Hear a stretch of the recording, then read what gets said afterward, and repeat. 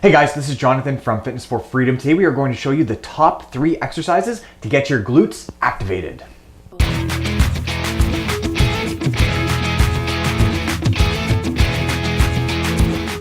So your glutes are a really important muscle in your body. So more commonly, they are your bum cheek muscles or buttocks. Now, a lot of people, they'll do exercises like lunges and squats, trying to get their glutes to become bigger and stronger. The problem is that often they don't have good glute activation to begin with.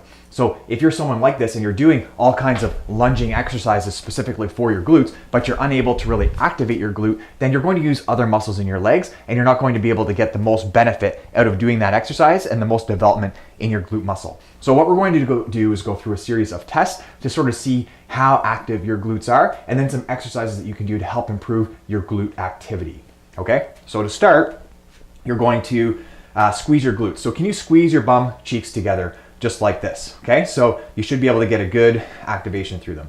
Now I want you to try to, squeeze them individually with each other to make them, dance a little bit. So that's another way to check. So now if you can do those, or even if you can't do that exactly well, then if you can do it well, then your glutes are probably on their way to being able to be active during the exercises. If you can't do the individual one, then that's something that you need to work on a little bit, and we're gonna go through some exercises to be able to do that better in a minute.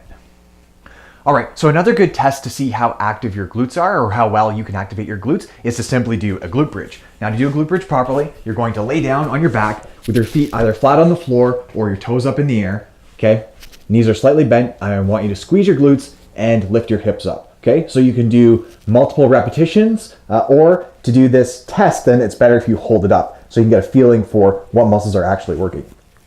So you should feel this in your glute muscles right here. But if you feel it in the small of your back, like your back's a little bit sore, or you feel your back working a lot, or if you feel it in your hamstrings, okay, so right in the back of your thigh, then your glutes are probably not as active as they need to be or as active as they could be. So we need to correct that. Now, a lot of people or a lot of other health practitioners will give you just the glute bridge to help you activate your glutes. Now the problem with that is that if you're doing the exercise and you're feeling it in your lower back and you're feeling it in the backs of your thighs or in your hamstrings, then you're not actually activating your glutes. So you're really strength training the incorrect movement pattern, or what I would consider the incorrect movement pattern. So that's where a mini band can come in really handy. So you put the mini band around your thighs, just above your knee, okay?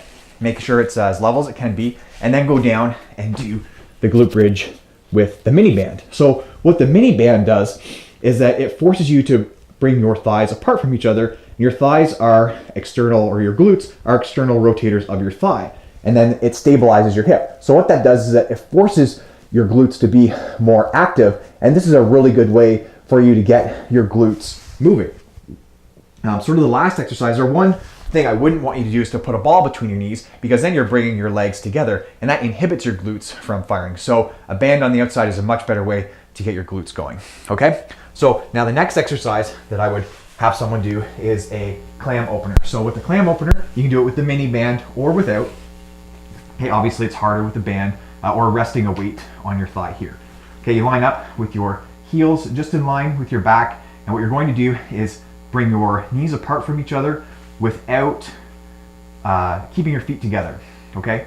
So one of the biggest mistakes or biggest problems I see people make is that as they're doing this exercise, they have a tendency to roll back, trying to really get a lot of space between their knees, which is usually not the best way or the most effective way to do this exercise. What you want to do is keep your hips rolled over the top forward a little bit, and then keep rolling forward as you bring your knees apart. And as you can see, I can't get my legs nearly as far, my knees is nearly as far apart from each other. But by staying forward, that really gets your glute active, and this is the area where you should be feeling it, right in your glute, okay? So those are the 2 exercises on the floor. Now we're gonna stand up and do the hip bump exercise. Okay, so the hip bump exercise is a great exercise to work on your glute and hip stability, okay? So this is an often overlooked part of a glute exercise or glute exercise program. Now, to set up properly, put your feet so they're directly below your hips, a little bit off the wall. You want a pretty good pressure with the ball right on the middle of your hip against the wall. Okay, so it shouldn't be loose, like the ball should be in no danger of falling.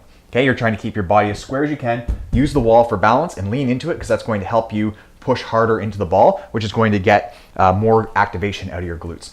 Okay, so you're going to lift your hip or your thigh up. Okay, so it's about perpendicular to your hip, and you're going to either just hold it, which can be hard enough for some people, or if you want something that's a little bit more challenging, you can do a squat down where you push your bum back. So what I don't want you to do is to push your knee forward, okay? So what you want to do is push your bum back. And by pushing your bum back, that gets your glute a lot more active and involved in doing the exercise properly. If you found this video helpful, please subscribe to our YouTube channel because we deliver content just like it every week. If you have any comments or questions about activating your glutes or getting your glutes more active, please leave them in the box below. Take care, and we'll talk to you next time.